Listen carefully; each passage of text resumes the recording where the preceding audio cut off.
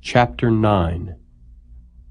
And Elisha the prophet called one of the children of the prophets, and said unto him, Gird up thy loins, and take this box of oil in thine hand, and go to Ramoth-Gilead.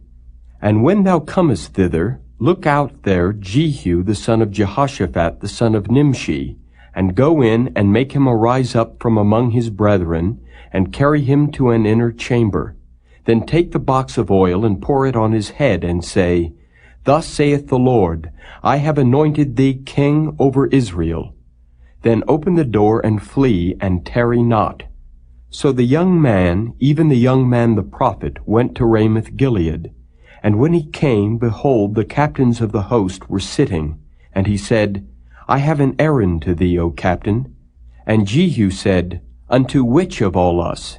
And he said, To thee, O captain. And he arose and went into the house, and he poured the oil on his head, and said unto him, Thus saith the Lord God of Israel, I have anointed thee king over the people of the Lord, even over Israel. And thou shalt smite the house of Ahab thy master, that I may avenge the blood of my servants the prophets, and the blood of all the servants of the Lord at the hand of Jezebel. For the whole house of Ahab shall perish, and I will cut off from Ahab him that pisseth against the wall, and him that is shut up and left in Israel.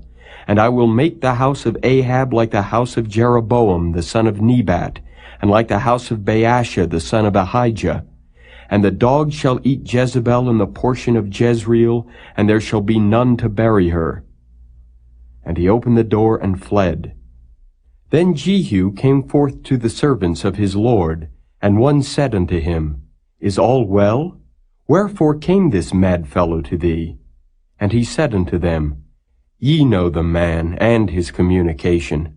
And they said, It is false. Tell us now. And he said, Thus and thus spake he to me, saying, Thus saith the Lord, I have anointed thee king over Israel. Then they hasted and took every man his garment, and put it under him on the top of the stairs, and blew with trumpets, saying, Jehu is king. So Jehu the son of Jehoshaphat the son of Nimshi conspired against Joram. Now Joram had kept Ramoth-Gilead, he and all Israel, because of Hazael king of Syria.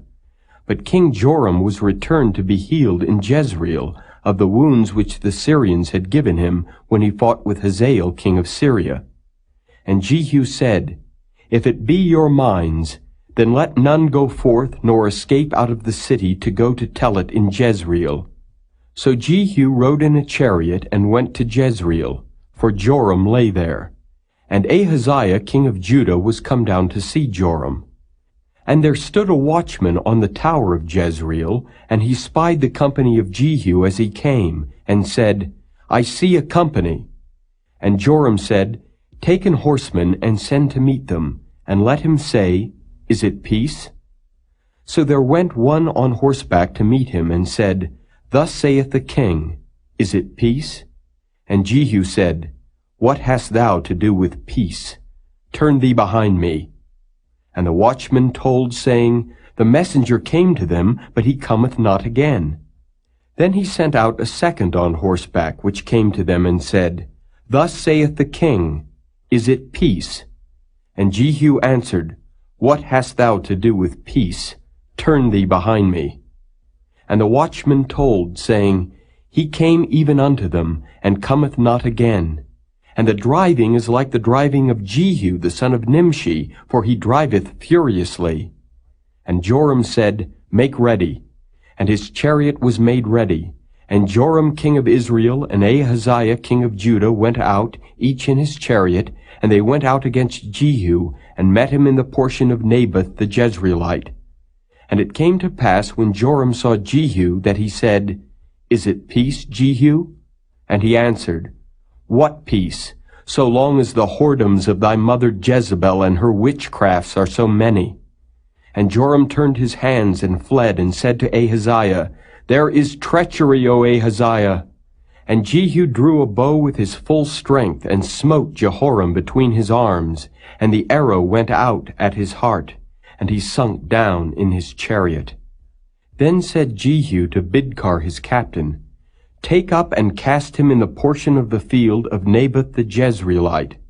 For remember how that, when I and thou rode together after Ahab his father, the Lord laid this burden upon him? Surely I have seen yesterday the blood of Naboth, and the blood of his sons, saith the Lord. And I will requite thee in this plot, saith the Lord. Now therefore, take and cast him into the plot of ground according to the word of the Lord. But when Ahaziah the king of Judah saw this, he fled by the way of the garden house. And Jehu followed after him, and said, Smite him also in the chariot. And they did so at the going up to Gur, which is by Ibleam. And he fled to Megiddo, and died there. And his servants carried him in a chariot to Jerusalem, and buried him in his sepulchre with his fathers in the city of David. And in the 11th year of Joram the son of Ahab began Ahaziah to reign over Judah. And when Jehu was come to Jezreel, Jezebel heard of it, and she painted her face and tired her head, and looked out at a window. And as Jehu entered in at the gate, she said, Had Zimri peace who slew his master? And he lifted up his face to the window and said, Who is on my side? Who? And there looked out to him 2 or 3 eunuchs. And he said, Throw her down.